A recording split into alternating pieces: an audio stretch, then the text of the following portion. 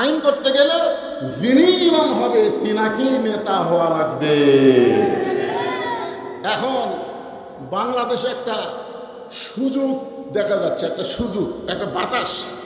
আপনাদের দোয়ায় বাংলাদেশের প্রায় জায়গায় ওয়াজ করতে গিয়ে একটা জিনিস আমাদের চোখে ধরা পড়তেছে, মানুষ দিন দিন জালেমের জুলুম এটা বুঝবার পারতেছে। জোরে কর কথা ঠিক কি না?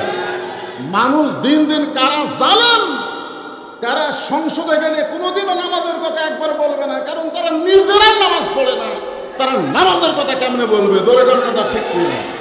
এই জন্যে খুব খেয়াল করা লাগবে, আমরা যদি ফালিয়াবুদু রাব্বা হাযাল বাইত, ওই আল্লাহর ঘরের গোলাম হতে চাই আর আল্লাহর দুইটা নিয়ামত যদি দুনিয়াতেই পেতে চাই, তাহলে আমাদেরকে নামাজ পড়ার মধ্যে শুধু থাকলে হবে না, নামাজ কায়েমের আইন, নামাজ কায়েমের বিধান বাংলার জমিনে পাশ করার চেষ্টা করা লাগবে। জোরে কারো কথা ঠিক কি না? এই জন্যে আপনাদের একটা কথা এটা বলতেছে, আভাস দিয়ে যাচ্ছি, আমরা তো অনেক কিছুই দেখলাম, ঠিক কিনা বলেন? আমরা কি কম দেখলাম? এই 54 বছর 53 বছরে আমরা বহু কিছু দেখলাম, কিন্তু আমরা তো সবই দেখলাম, কিন্তু একটা বার কি দেখা যায় যেই বাংলার জমিনে কোরআন দিয়ে ভালো মানুষের আমরা কি চাই? সৎ লোকের শাসন আর আল্লাহর কোরআনের আইন। জোরে কার কথা ঠিক কিনা? তাহলে এ কথা কি বলা যায় সব দেখা হলো শেষ, আগামীতে দেখবো আল্লাহর কোরআনের বাংলাদেশ? কারা কারা দেখতে চান দুই হাত তুলে আল্লাহকে দেখান। লিল্লাহি তাকবীর।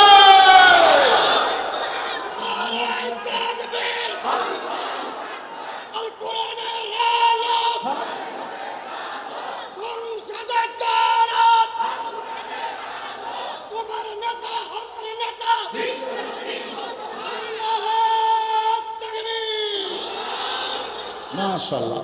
আপনারা বলেন তো, এই যে আল্লাহ বললেন যিনি ইমাম তিনি কি নেতা হওয়া লাগবে, এই জন্য আল্লাহ তাআলা নামাজ, শুধুমাত্র নামাজ কায়েম, ফালিয়াবুদু রাব্বা হাযাল বাইত, আল্লাহর গোলামি করার জন্য আল্লাহ তাআলা নবীকে হিজরত করালেন। নবীকে হিজরত করালেন, নবী গেলেন মদিনায়, নবী নিজে ইমাম এবং নবী নিজেই রাষ্ট্রনায়ক।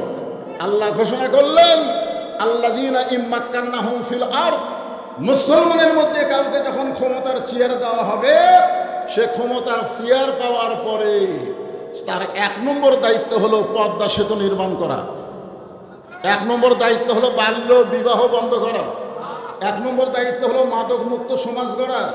এগুলো সবই দায়িত্ব হতে পারে, কিন্তু 1 নম্বর কাজ হচ্ছে নামাজ কায়েমের বিল পাশ করা। জোরে কার কথা ঠিক না? আপনারা বলেন তো, আগামীতে সংসদে কোন দল গেলে নামাজ কায়েমের বিল উত্থাপন করবে? এটা একজন মুসলমান হিসেবে কোরআনের মাহফিলে এসে আমাদের জানা বোঝার দরকার আছে না নাই? জোরে কর আছে না নাই? খুব খেয়াল করে শুনবে। আল্লাহ বললেন, তোমাদেরকে 2টা পুরস্কার দেওয়া হবে। 1 নম্বর পুরস্কার হলো তোমাদের রিজিকের কোনো পেরেশানি করা লাগবে না। আল্লাহর যদি গোলামি হই, আমাদের রিজিকের মালিককে, আরো জোরে বলেন, রিজিকের মালিককে। দুনিয়ার কেউ কোনো কিছুই করতে পারে না, সব কিছুই আমার আল্লাহ করবেন। একজন আমাকে বলতে যে হুজুর, আল্লাহ ইচ্ছা করলে ইসরায়েলকে ধ্বংস করতে পারে। আব্রাহা বাদশা কাবা ঘর ধ্বংস করতেই ছিল, আল্লাহ হস্তি বাহিনী দিয়া আব্রাহা বাহিনীকে আল্লাহ ধ্বংস করে দিছে। কিন্তু এখন বাইতুল মুকাদ্দাসকে ইহুদির নাপাক বাচ্চারা দখল করবার চায়, এইভাবে মুসলমানদেরকে হত্যা করতেছে।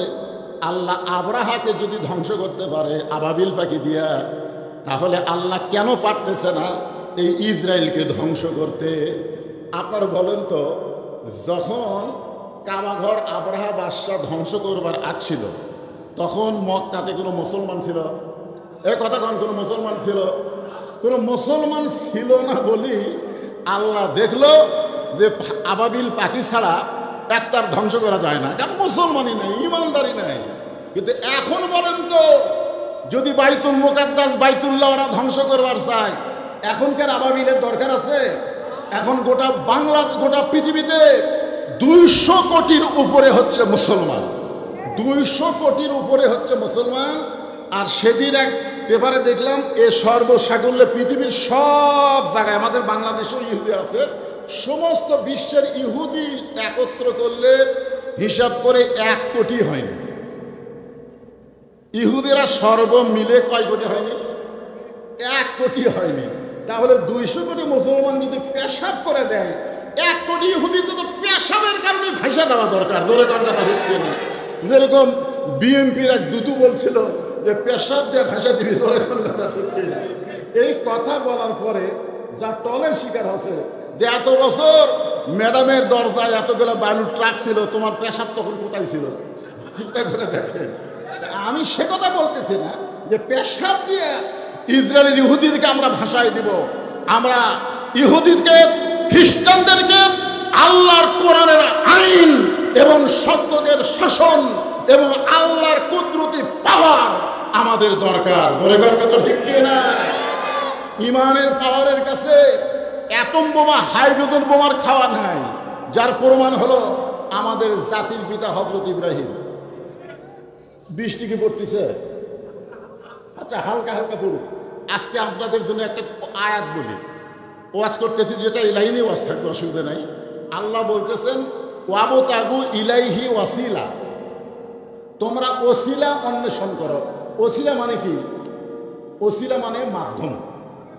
এখানে ওসিলা মানে আল্লাহর কোরআন, আল্লাহ রাসূল বোঝানো হয়েছে। কিন্তু আজকে এই মিডিয়ার ভাইরা, তোমরা ইয়ে করে দিয়ে সরে যাও, এমনি বিরক্ত করো না।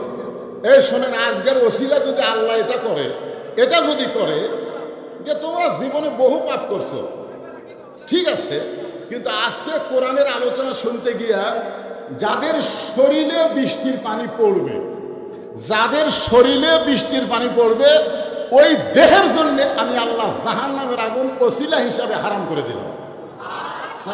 যদি আল্লাহ একটা সুযোগ দেয়, জীবনে তো দুনিয়ার কাজ করতে বহু ভিজলেন, ভিজেননি? কেউ কি কম ভিজেন নেই? আল্লাহ যদি বলে আজকে যাদের শরীরে বৃষ্টির পানি পড়বে, ওই শরীরে বৃষ্টির পানি হচ্ছে সারিবাদী সালসা, 1 বছরে 2 বছরে তার কোনো ওষুধ খাওয়া লাগবে না। ওই পানিটাই হলো অনুনাজ্জিলু মিনাল কোরআনি মা হুয়া শিফাউ ওয়া রাহমাতুল লিল মুমিনিন। জোরে আল্লাহু আকবার। কোরআনের মাহফিলে এসেছেন, এই কোরআনকে আল্লাহ যাবতীয় রোগের ঔষধ হিসাবে ঘোষণা করছে। তাই যদি একটু বৃষ্টির পানি পড়ে, আপনারা আনসান করবেন না, বিরক্ত হবেন না। আর মানুষ যখন ধৈর্যশীল হয়, ইন্নাল্লাহা মা'আস সাবিরিন, ধৈর্যশীলদের সঙ্গে কে থাকে?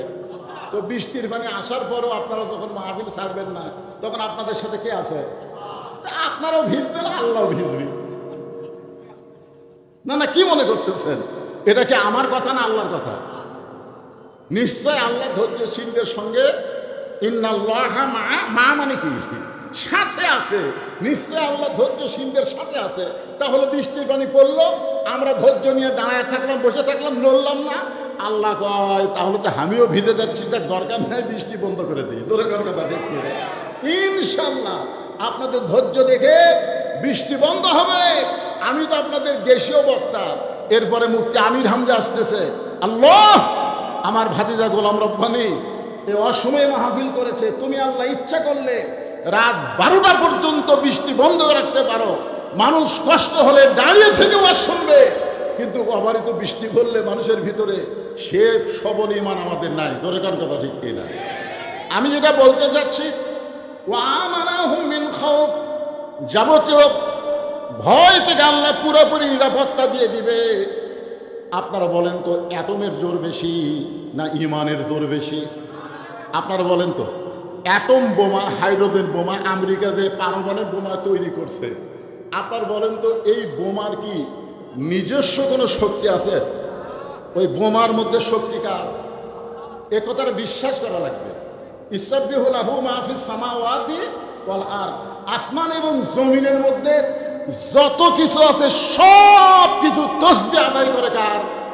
আরো ধরে বলে, যখন ফেরেশতা জিবরাইল এসে আমাদের জাতির পিতা হযরত ইব্রাহিমকে বললেন, ইব্রাহিম চড়কের উপরে বসে আছো, আল্লাহর জিকির করতেছো, আল্লাহর জিকির করতেছো, একটাবার নিচের দিকে তাকায় দেখো, একটাবার নিচের দিকে তাকায় দেখো, নমরুদ যে আগুন জ্বলাইছে শুধু এক ইব্রাহিম নয়, 1,00,000 ইব্রাহিম যদি আগুনের মধ্যে ফেলে দেওয়া হয় পুড়ে ছাই হয়ে যাবে। মানে ইব্রাহিমকে মারার জন্য বিশাল আগুনের চুলা। হযরত ইব্রাহিম বললেন, জিবরাইল, আমি এখন পর্যন্ত একটা বারের জন্য নমরুদের চুলার দিকে তাকাইনি, কারণ আমার ভিতরের ঈমান আমাকে বলে দিচ্ছে হাসবি আল্লাহ নিমাল ওয়াকিল অনিমাল মাওলা অনিমান নাসির। আমার ভিতরের ঈমান আমাকে বলে দিচ্ছে নমরুদ আগুন জ্বালাবার পারে, কিন্তু পুড়ানোর ক্ষমতা নমরুদের হাতে নাই। পুড়ানোর ক্ষমতা কার হাতে? আরো জোরে বলেন। আমেরিকা, রাশিয়া, ব্রিটেন, ফ্রান্স এরা পারমাণবিক বোমা তৈরি করতে পারে, কিন্তু বোমা ফাটার কোনো শক্তি নাই আল্লাহ যদি না চায়। ধরে কোন ঠিক কিনা? আপনারা বলতেছেন হুজুর, তাহলে এই যে ইসরায়েল বোমা মারতেছে, ইসরায়েল যে মারতেছে, আপনারা দেখেন ইসরায়েল মারতেছে, ওটা আবার ঘুরে এসে ইসরায়েলের মধ্যে পড়তেছে। ধরে কোন কথা ঠিক কিনা? আল্লাহ তো কিছু দৃশ্য আমাদেরকে দেখাচ্ছে। ধরে কোন কথা ঠিক কিনা? কিন্তু এরকম কেন হচ্ছে? আজকে ইরানের মুসলমানকে এভাবে কেন শেষ করে দেওয়ার পায় তারা করতেছে? আল্লাহ কোরআনে বলেছেন, ওয়াতাসিমু বিহাবলিল্লাহি জামিআন ওয়া লা তাফাররাকু, তোমরা একতাবদ্ধ হও, তোমরা বিচ্ছিন্ন হয় না। বিশ্বের 200 কোটি মুসলমান একটা বারের জন্য এখানে যেরকম তাকবীর দিল, বিশ্বের 200 কোটি মুসলমান এক হয়ে আল্লাহু আকবার বলে তাকবীর দেয়, পৃথিবীর সমস্ত নাস্তিকদের নেংটি খুলে যাবে। ধরে কোন কথা ঠিক কিনা? কিন্তু আমরা এক হতে পারতেছি না। আজকে আপনারা দেখেন ইরানে আমেরিকার রণতরী আমেরিকাকে শেল্টার দিয়েছে মুসলমানের কিছু দেশ, মুসলমানের কিছু দেশ জায়গা দিয়েছে। ইরানের আয়াতুল্লাহ বলেছে, যদি সময় হয় আমরা সেই অস্ত্র প্রয়োগ করব। সেই অস্ত্র মানে এখনো কিন্তু অস্ত্র প্রয়োগ করেনি, এখন খেল তামাশা হচ্ছে। দরিকান কি হচ্ছে? ইরানের হাতে এমন কিছু অস্ত্র, আসলে সে অস্ত্র কিছুই না, সে অস্ত্রের নাম হলো ঈমান। দরিকান নাম কি? ঈমানের বলে বলিয়ান হয়ে আমি একটা দৃষ্টান্ত দেই।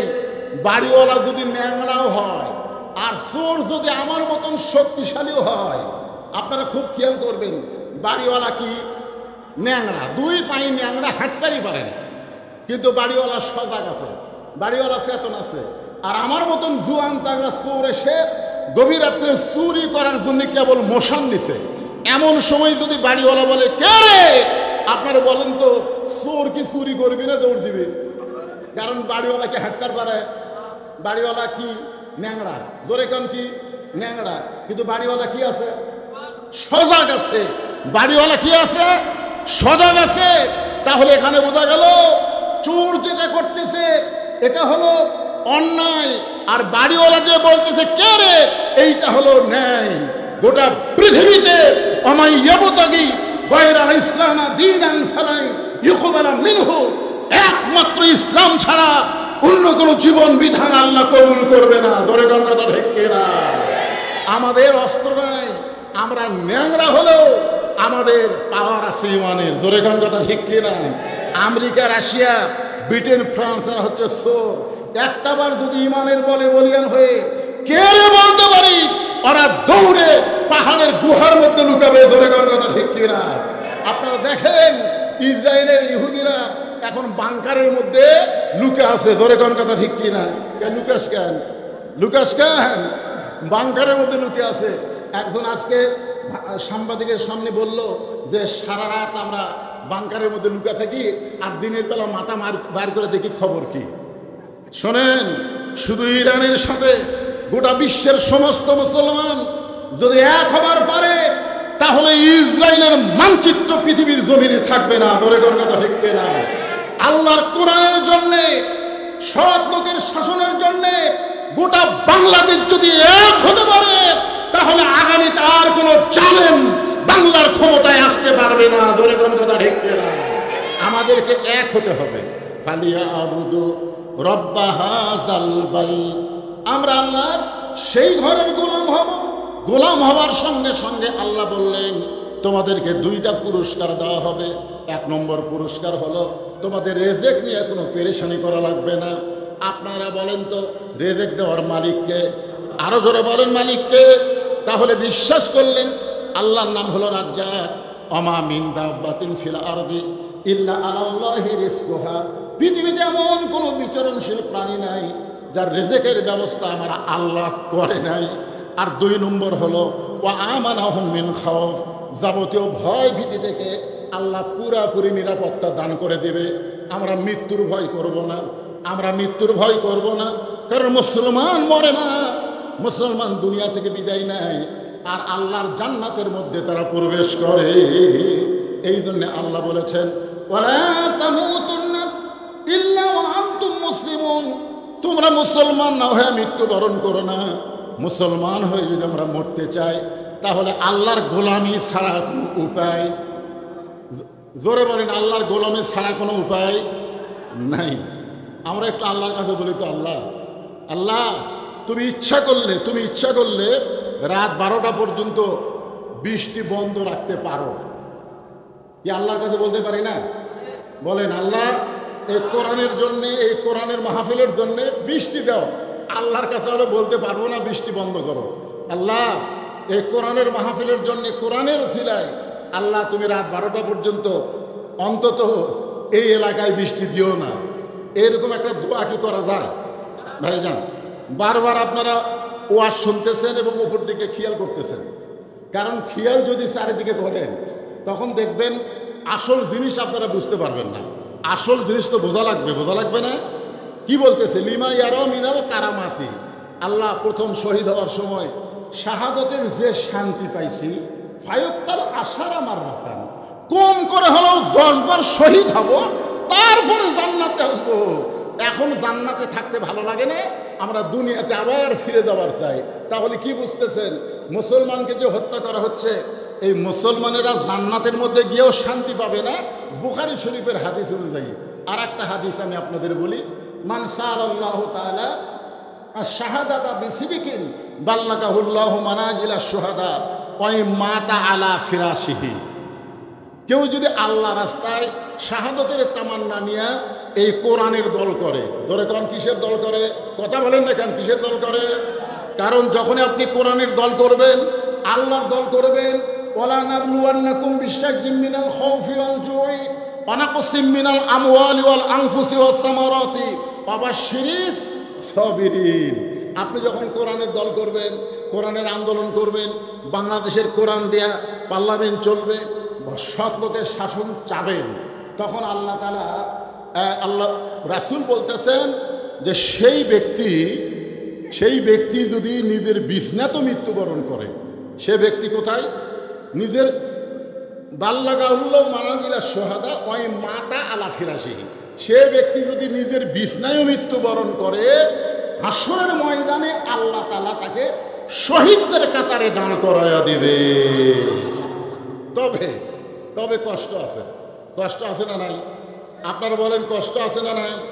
অনেক কষ্ট, নানা ধরনের কষ্টের পরেই আবার শিরিস সাবিরিন, আগে ধৈর্যের পুরস্কার দিবে না। একটা মা যদি সন্তান নিতে চায়, জীবনে কোনোদিন সন্তান হয়নি, এবার প্রথমেই সন্তান হবে, আমার মা বোনেরা যারা পর্দার অন্তরে বসে আছে, আমি তাদেরকে বলবো, মা, আমাদের মায়েরা, আমাদের দাদিরা, আমাদের নানিরা কোনোদিন সিজার করে বাচ্চা নেয় নাই, তারা নর্মালে বাচ্চা নিয়েছে। জোরে কোন কথা ঠিক কিনা? কথা বলে। এখন একটা কি সিস্টেম হলো, পৃথিবীর কোনো দেশে এত সিজার হয় না, যেই সিজার আমাদের বাংলাদেশে হয়। একটা ভ্যানওয়ালার বউ পর্যন্ত নর্মালি বাচ্চা লিবার চায় না, একটা ভ্যান চালায়, ও কয় সিজার। শোনেন, বাচ্চা হওয়ার, আমার মায়েরা যারা পর্দার অন্তর আছে, আজকে আমাদের সন্তানগুলো, অধিকাংশ সন্তান, ছোট ছোট বাচ্চারা এই নষ্ট হওয়ার পিছনে কারণ হলো সিজার। কারণ কি? সিজার। আমার মায়েদের বলতেছে, মা, প্রথম বাচ্চা হবে, আল্লাহ রাসূল কেন বললেন মায়ের পায়ের তলে জান্নাত, মায়ের পায়ের তলে জান্নাত? এ কথা বলার পিছনে কারণ আছে না নাই? কি কারণ? একটা সন্তানের জন্য মা বেশি করে না বাপ বেশি করে? মা কি করে? খালি 10 মাস 10 দিন পেটের মধ্যে থাকে, তার হওয়ার পর থেকেই বাপের দায়িত্ব। জোরে কথা কর না কেন ভাই? যা কিছু কেনা লাগবে কে? এই সন্তানকে লেখাপড়ার জন্য চিন্তা কে করে? বাপ করে না মামা করে? লেখাপড়া টাকা পয়সা যত খরচ সব কে করে? বাপ করে। আমি তো চিন্তা করি একটা সন্তানকে শুধু 10 মাস 10 দিন পেটে থই আর 2.5 বছর দুধ পান করাই, এরপর আর মায়ের কোনো কষ্ট না, সমস্ত কষ্ট হলো বাপের কষ্ট। ধরে কথা কর না কেন? তারপরেও বাপের পায়ের তলে জান্নাত নয়, মায়ের পায়ের তলে জান্নাত। এটা কি বোঝা লাগবে না? এটা বোঝা লাগবে তো। কি বলবো প্রসবের কথা, মা বিনে সেই ব্যথা কেউ তো বুঝবে না। মাজন থেকে সন্তানের দায়, অকালে মা মারা যায়, কেন সে মায়ের ভক্তি করো না। এমন দরদি ভাবে কেউ হবে না আমার মা গো। প্রসবের একটা ব্যথা আছে, কোনোদিন সেই ব্যথা বুঝতে পারে নাই। এবার প্রথম বাচ্চা হবে, কোনোদিন বাচ্চা হয় নাই, প্রথম বাচ্চা হবে। এই প্রসবের ব্যথা যখন শুরু হয়ে গেল, মায়ের পায়ের তলে সন্তানের জান্নাত। মাকে একটু বোঝা দরকার, ধরে কোন কথা ঠিক কি নাই? কিন্তু মা পায়ের তলে সন্তানের জান্নাত এইটা না বুঝ হইয়া চিল্লাচিল্লি শুরু করে দিছে। প্রসবের ব্যথা যেই শুরু হয়েছে, মা চিল্লাই বলতেছে, জীবন দেব, বিষ খাবো, গলা দড়ি দেব, এই কষ্ট সহ্য করবার পারি না, এই জীবন আর আমি রাখবো না। এমন সময় দাদি নানি দৌড়ে আসে। দাদি নানি দৌড়ে এসে বলে, তুই কি পাগলি হয়েছিস নাকি? তুই এরকম চিল্লা চিল্লি কেন করতেছিস? তুই একটু ধৈর্য ধর। ইন্নাল্লাহ মা'আস সাবিরিন, ধৈর্যশীলদের সঙ্গে কি আছে? জোরে কোন কি আছে? দাদি নানি ধাক্কায় ধাক্কায় ঘরের মধ্যে নিয়ে যায়, বিছনায় শোয়া দেয়া, ঠান্ডা পানির মধ্যে নরম কাপড় চুবড়ায়া চুবড়ায়া মায়ের কপালের উপরে দেয়, আর বলে ধৈর্য ধর। আর ধাইমাকে বলে, আস্তে আস্তে বিসমিল্লাহ করে সন্তানকে টেনে টেনে বের করো। বাজান গো, সন্তান টেনে টেনে বের করতেছে, আর মা আর কলিজা টেনে ধরতেছে। মা কষ্ট চিৎকার দিবার চাই, দাদি নানি কপালে সুমারে বলতেছে, চিৎকার দিস না, রাস্তার ধারে বাড়ি, রাস্তা দিয়ে মানুষ যাওয়া আসা করতেছে, তোর চিৎকার শুনলে রাস্তার মানুষ বলবে এই মেয়েটা কেমন রে। বাচ্চা হওয়ার সময় গোটা পাড়া চিৎকার করেছে, জানাইছে ধৈর্য ধর, ধৈর্য ধর, ধৈর্য ধর। এমন কথা কানে কানে কয়, কপালে চুমা খায়, আর ঠান্ডা পানি কপালের উপরে দিয়ে বলে ধৈর্য ধর। মা ধৈর্য ধারণ করেছে। এদিকে দাদি নানি ইশারা তাই মাকে বলে, টান দে, সন্তানকে টান দে।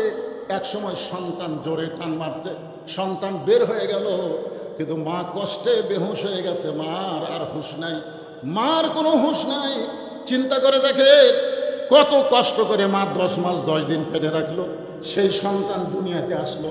আসার পরে সন্তান প্রথম যে কান্না, ওই প্রথম কান্না কিন্তু ম্যা ম্যা মা মা মা বলে কান্নাকারি করেছে। সন্তানকে গোসল করানোর পরে ওই সন্তানকে গোসল করায়া যখন মায়ের বুকের উপরে দেয়, মা কিন্তু সন্তানের দেহের পরশে মা হুঁশটা ফিরে পায়। মা হুঁশ ফিরে পাওয়ার সঙ্গে সঙ্গে সন্তানকে আলগা করে হাতে নিয়ে মুখের কাছে নিয়ে এসে চুমা খাবার চায়।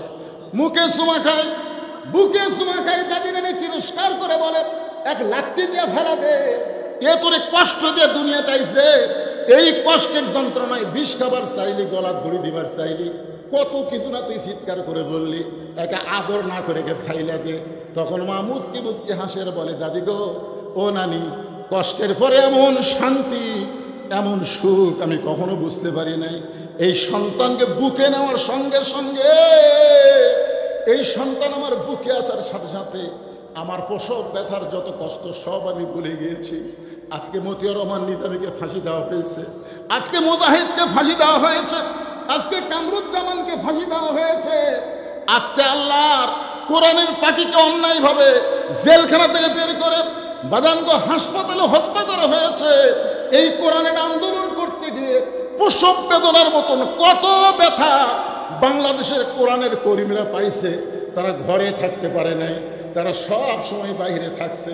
এত ব্যথার পরে, এত কষ্টের পরে মা সন্তানকে বুকে পাইলে যেমন সন্তানের ব্যথা ভুলে যায়, আমরা যখন বাংলার জমিনে আল্লাহর কোরআনের সমাজ পাব, এই নূরে মদিনা মাদ্রাসার জন্যে আপনাদের কাছে কিছু চাওয়ার দরকার পড়বে না। কারণ কোরআন যখন পার্লামেন্টে যাবে, আল্লাহ রাসূল বলেছেন, খায়রুকুম মান তাআল্লামাল কোরআন, ওই ব্যক্তি হল সবচাইতে সম্মানী, সবচাইতে জ্ঞানী, যে আল্লাহর কোরআন শিখেছে এবং অপরকে কোরআনের শিক্ষা দেয়। এখন আপনারা বলেন, আমাদের অনেক কষ্ট, এই যে 17 বছর ধরে আমরা কোরআনের জনগণ পাইছি, কোরআনের পক্ষের মানুষ পাইছি, যদি কোরআন সংসদে একবার যায় তাহলে মা যেমন সন্তান বুকে পাইয়া প্রসব ব্যথা ভুলে যায়, আমরা সব ব্যথা ভুলে যাব। ধরে বলেন ঠিক কিনা? তাহলে আল্লাহর কোরআন আগামী সংসদে আমরা কারা কারা দেখতে চাই? আর একবার দুই হাত তুলে আমার আল্লাহকে দেখায়, লিল্লাহ আকবার। সবাই বলেন আল্লাহুম্মা আমিন। আল কোরআনের আলো। দুই একজনে যে ঘরে ঘরে কোন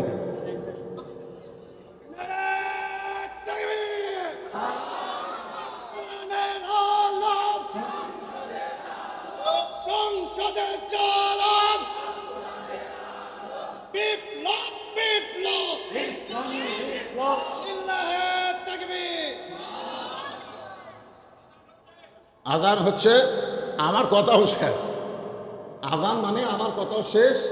এখন আমরা মাহফিল চলবে, নামাজ হবে, নামাজের পরে অনেক বক্তা আছে বিজ্ঞাপনে। আমাকে বলা হয়েছিল মাগরিব থেকে এসা পর্যন্ত, আমি মাগরিব থেকে এসা পর্যন্ত। আজান অনেকে মনে করে যে আজান দেওয়া সময় চুপ থাকা, আজান দেওয়ার সময় আজানের কি দেওয়া? উত্তর দেওয়া। তা আমাদের এতগুলো মানুষের মধ্য থেকে একজনই যদি আজানের উত্তর দিয়ে দেয়, আমরা সবাই নামাজি। জোরে এখন সবাই কি আজানের উত্তর দেওয়া মানে কি? বাবা ছেলেকে ডাকতেছে, এদিকে আসো, তখন ছেলে যাচ্ছি বাবা, কিন্তু আসে না। যাচ্ছে বাবা কিন্তু আসে না। এটা কি হলো? উত্তর দিল কিন্তু কাম হলো? তা দুইটা পুরস্কার সাথে সাথে দিয়ে দেবে। 1 নম্বর পুরস্কার হলো আল্লাযী আত'আমাহুম মিন জু'ইন। 2 নম্বর পুরস্কার হলো আমানুহুম মিন খাউফ। 1 নম্বর পুরস্কার হলো যাবতীয় রিজিকের পেরেশানি থেকে আল্লাহ আমাদেরকে মুক্ত করে দেবে। আমরা সকলেই বিশ্বাস করি রিজিক দেওয়ার মালিককে, আরো জোরে বলে। আর 2 নম্বর পুরস্কার হলো যাবতীয় ভয় ভীত থেকে। এই খ্রিস্টান ইহুদির যতই অস্ত্র থাক, যতই ওদের হাতে শক্তি থাক, সমস্ত কিছু থেকে আল্লাহ আমাদেরকে নিরাপত্তা দিয়ে দিবে। আমলটা কি? ওই ঘরের মালিকের গোলামি করা লাগবে। ওই ঘর মানে কোন ঘর? আল্লাহর ঘর। আল্লাহর ঘর বলতে এখানে কাবা ঘরকে উল্লেখ করা হয়েছে। কাবার সঙ্গে যত ঘর সম্পৃক্ত, মনে করেন আপনাদের এরুলিয়া বাজারে মসজিদ আছে না নাই? এই মসজিদও কাবার একটা অংশ। আমরা মসজিদকে কার ঘর বলি? আল্লাহর ঘর বলি। এখন গোটা পৃথিবীতে মুসলমানদের মধ্যে একটা ভয় কাজ করতেছে, না জানি কি হয়, কে জয় কে পরাজয়।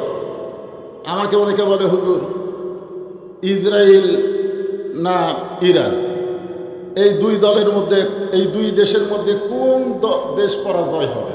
আমি বললাম মুসলমানের কোনো পরাজয় নাই, মুসলমানের কোনো পরাজয় নাই।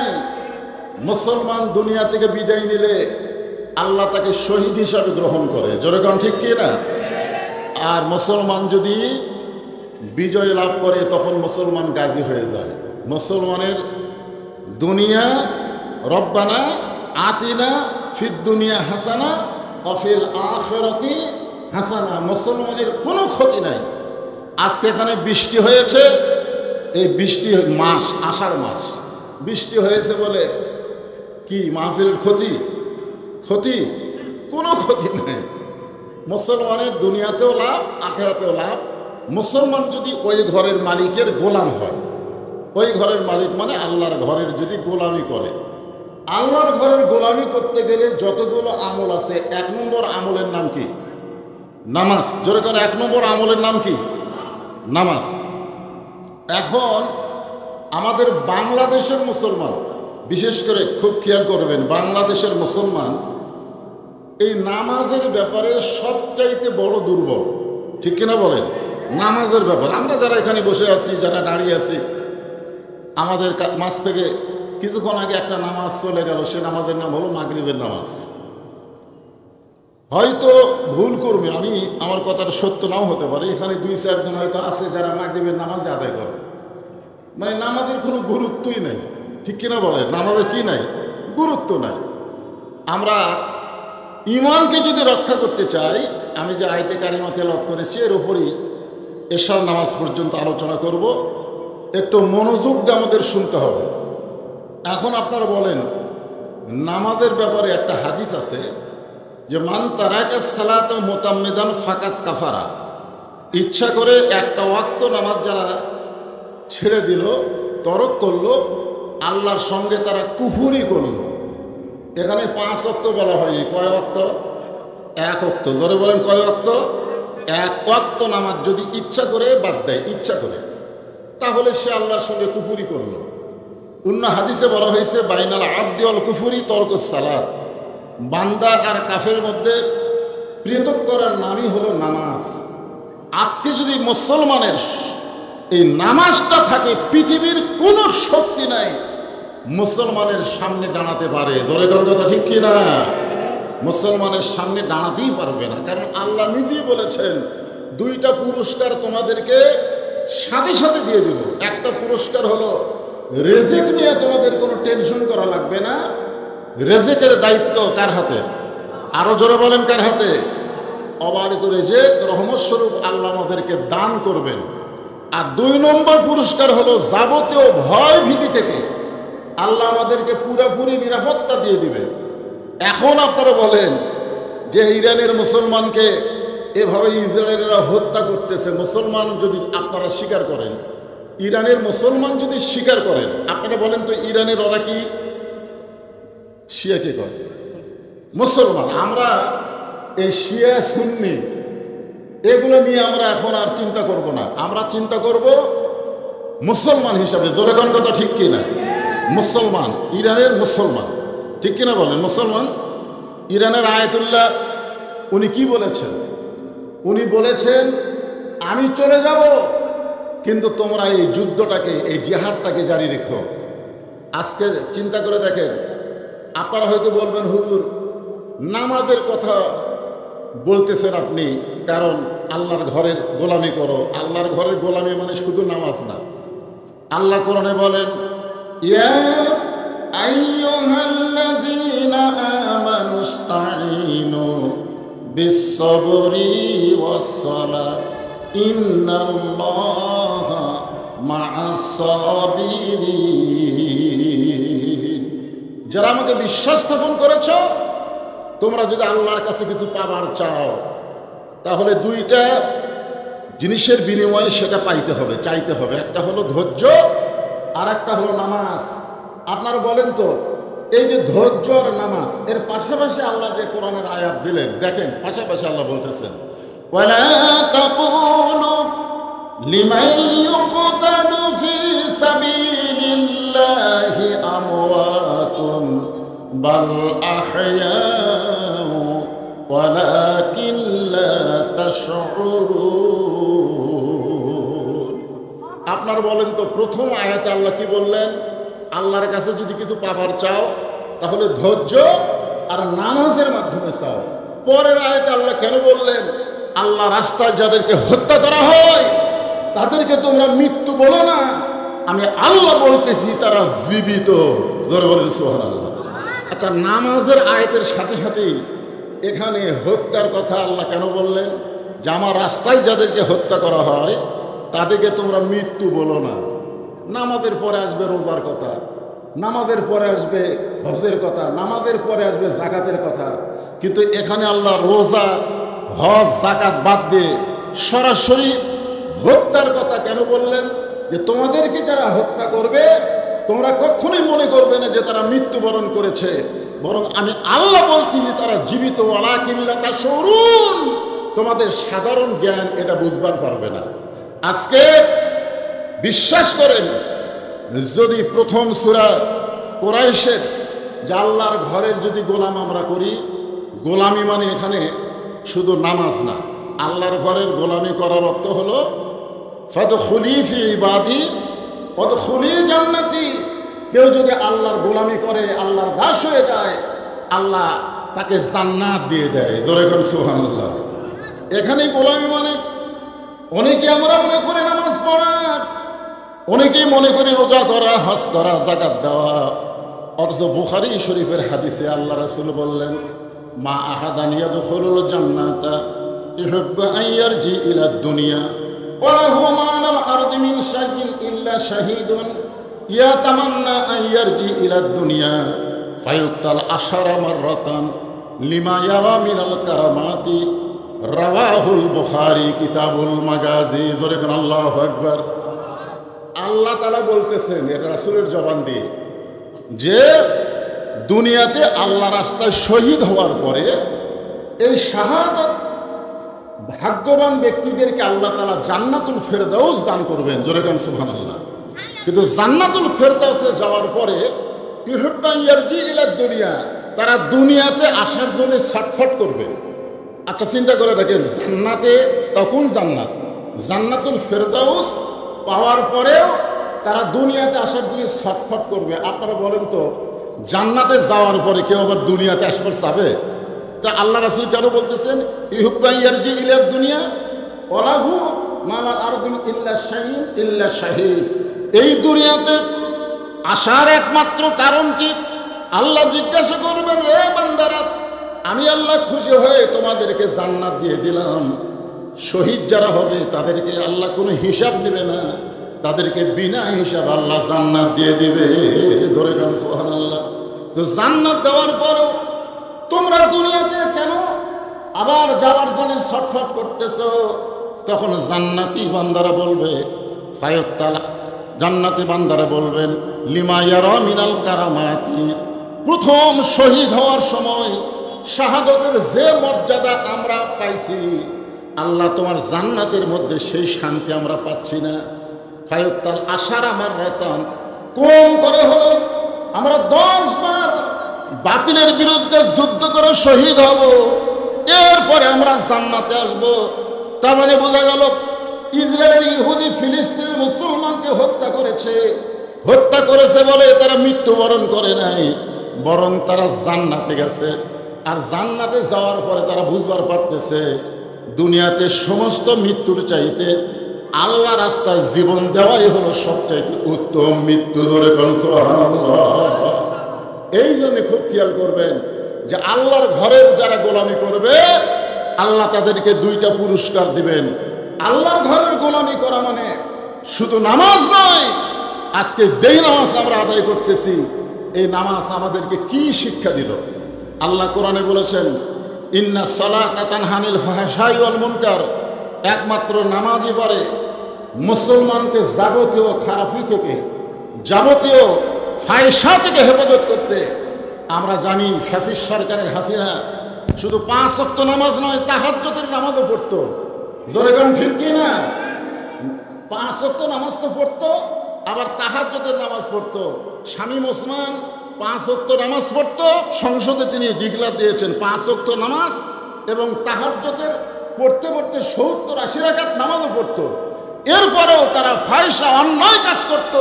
তার মানে বোঝা গেল বর্তমানে বাংলাদেশে যেই নামাজ চলতেছে, এই নামাজ আল্লাহর ঘরের গোলামি নয়। নামাজ আদায় করতে গেলে নামাজকে বাংলার জমিনে কায়েম করা লাগবে। জোরে বাংলাটা ঠিক কি না? একটা হলো নামাজ পড়া, একটা হলো নামাজ কায়েম করা। নামাজ পড়া আর নামাজ কায়েম 2টা এক না। এখানে আল্লাহ যেটা বলতেছেন যে ইন্নাস সালাতা তানহা আনিল ফাহশাই ওয়াল মুনকার, একমাত্র নামাজই পারে মানুষকে যাবতীয় ফায়সা খারাপি থেকে, বেহুদা কাজ থেকে হেফাজত করতে। এটা নামাজ পড়ার কথা বলে নাই, এখানে নামাজ কায়েমের কথা বলা হয়েছে। আপনি দেখেন কোরআনের প্রথমেই আপনারা দেখবেন জালিকাল কিতাবুল লা রাইবা ফীহি হুদাল লিল মুত্তাকিন। এই আয়াতটা মানে এই কোরআনের মধ্যে কি কোনো সন্দেহ আছে? কোনো সন্দেহ নাই। এরপরে আল্লাহ কি বলতেছেন? আল্লাযীনা ইউমিনুনা বিল গায়বি ওয়া ইউকিমুনাস সালাত, আল্লাহর প্রতি, অদৃশ্যের প্রতি যারা ঈমান গ্রহণ করেছে তাদের 1 নম্বর কাজ হলো নামাজ কায়েম করা। জোরে কোন কি করা? সবাই কথা বলা লাগবে। 1 নম্বর কি? নামাজ পড়া না কায়েম করা? কায়েম করা। আপনারা বলেন তো, আল্লাহ যে নবীকে নামাজ দিলেন, লাইলাতুল মেরাজে নবীকে নামাজ দিলেন, এই নামাজটা কোন সময় দিয়েছেন? আমাদের মুসলমান হিসাবে কিছু জানা দরকার। এই নামাজটা আল্লাহ নবীকে দিয়েছেন নবুয়তের 10ম বৎসরে, নবুয়তের কত বৎসরে? নবুয়ত পাওয়ার 10ম বৎসরে আল্লাহ তাআলা লাইলাতুল মিরাজে নবীকে 5 ওয়াক্ত নামাজ দিলেন। এই 5 ওয়াক্ত নামাজ পাওয়ার পরেও নবী কিন্তু আরো 3 বছর মক্কায় ছিলেন। কয় বছর? 3 বছর মক্কায় ছিলেন। কোরআনের কোনো জায়গায় আল্লাহ বলে নাই ইকরাউস সালাত, নামাজ পড়ো, ইকরাউস সালাত, নামাজ পড়ো। এটা কোরআনের কোনো জায়গায় বলে নাই। নবী নামাজ পাওয়ার পর থেকে আল্লাহ বলতেছেন আকিমুস সালাত, নামাজ কায়েম করেন, নামাজ কায়েম করো। আল্লাহ রাসূল বললেন, আল্লাহ আপনি তো কোরআনে নামাজ কায়েমের কথা বলতেছেন, কিন্তু আমি তো নামাজ নিয়ে আসলাম মক্কায় 5 ওয়াক্ত, কিন্তু নামাজ তো কায়েম হচ্ছে না, নামাজ তো কায়েম হচ্ছে না। নামাজ আমরা চুপি চাপি পড়তেছি, আজান ছাড়া নামাজ। জোরে কোন কি ছাড়া নামাজ? আজান ছাড়া নামাজ, চোরের মতন চুপি চুপি ঘরের মধ্যে নামাজ, নামাজ তো কায়েম হচ্ছে না। তখন আল্লাহ পাক রাসূলকে জানাইলেন, নামাজকে কায়েম করতে গেলে যিনি ইমাম হবেন, যিনি মসজিদের ইমাম হবেন, তিনাকেই আবার নেতা হওয়া লাগবে। নামাজকে কায়েম করতে গেলে যিনি মসজিদের ইমাম হবেন, তিনাকেই আবার ওই এলাকার কি হওয়া লাগবে? কথা কয় না কেন? শুধু মসজিদের ইমাম হলে হবে না, সমাজের নেতা হওয়া লাগবে। আপনার উপর যখন নামাজ কায়েমের আয়াত নাজিল করা হলো, তখন মক্কাতে আপনি হলেন ইমাম আর আবু জেহেল হচ্ছে নেতা। যতদিন পর্যন্ত আবু জেহেলের মতন নেতা থাকবে, ততদিন পর্যন্ত আপনার মতন ইমাম নামাজ পড়তে পারেন, পড়াতে পারেন, কিন্তু নামাজ কায়েম করতে পারবেন।